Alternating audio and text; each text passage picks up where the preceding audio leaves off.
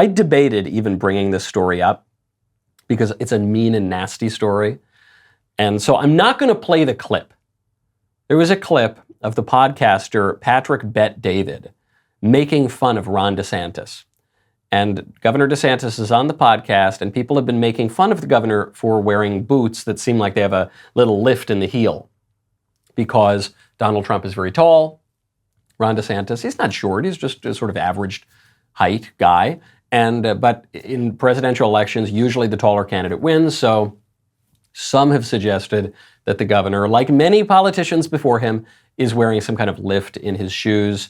The governor and his team have denied this, and so this podcaster, Patrick Bet David, decided to make fun of him and said, "Hey man, what's the deal with the shoes? These shoes are weird. You're wearing lifts. Here, I'm going to buy you a pair of Ferragamos." And Governor DeSantis said, "I can't accept gifts." Just shut it down as quickly as he could. Why do the shoes matter? Why do people care that Governor Ron DeSantis, the greatest governor in America right now, maybe the greatest governor in my lifetime, very serious man who's accomplished a lot, why do they care if he puts lifts in his shoes? Because people crave confidence. This is always true. And if you put lifts in your shoes, it speaks to a sort of insecurity. Even if it's a well-calculated insecurity, it still shows an insecurity. And so people don't like that. There's nothing new about that. People are always attracted to confident people. But I think they're especially attracted to confident people now. And the reason that they're especially attracted to confident people now is because we live in a time that is pervaded by skepticism, where we're told that we can't really know anything for certain. We're told that long-established facts, well, that's just your opinion, man. We're taught that basic philosophical premises are just, that's just what you think. You can't prove that. How do you know? You don't know. It's just your belief, dude.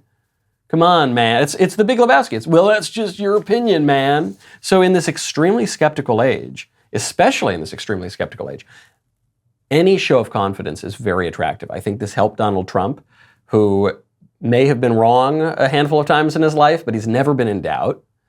I think that's why people are attracted to Trump. I think it's why people are attracted to AOC. AOC's wrong about almost everything, but she's always so confident about it. And someone simply stating a fact in a time of skepticism is really attractive. And someone who appears to have insecurities, even from the aesthetic perspective, is not going to do as well. And podcasters are going to make fun of him, like Patrick Bet David. Right now, go to bulletproofeveryone.com, use promo code Knowles. We'd like to thank the sponsor of today's show, Bulletproof Everyone, because Bulletproof Everyone is a premier American body armor manufacturer and supplier designed and built for everyday wear. Their unique armor systems offer 25% more coverage than standard armor while maintaining flexibility and all-day wearability.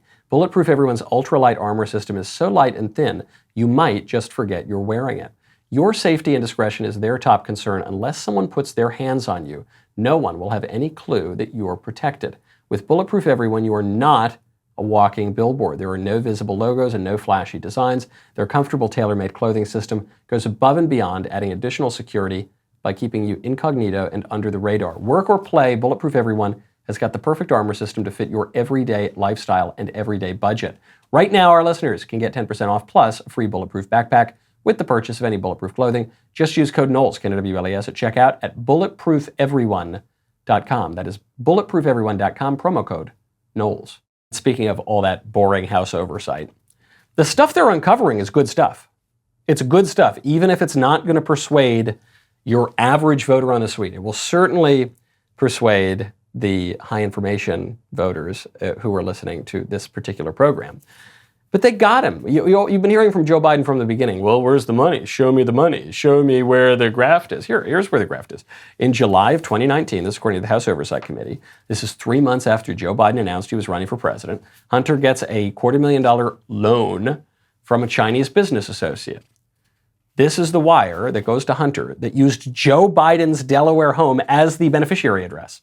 So it's, I guess the consolation is they're crooks, and they're pretty good at it, but they make elementary mistakes like that. Joe Biden's address is listed as the beneficiary address.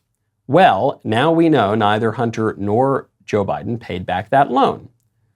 Instead, Democrat donor and Hollywood lawyer Kevin Morris acquired Hunter Biden's stake in Bohai Harvest RST, which is one of these sketchy China deals. And then this guy just assumed the debt for Hunter. He just assumed the $250,000.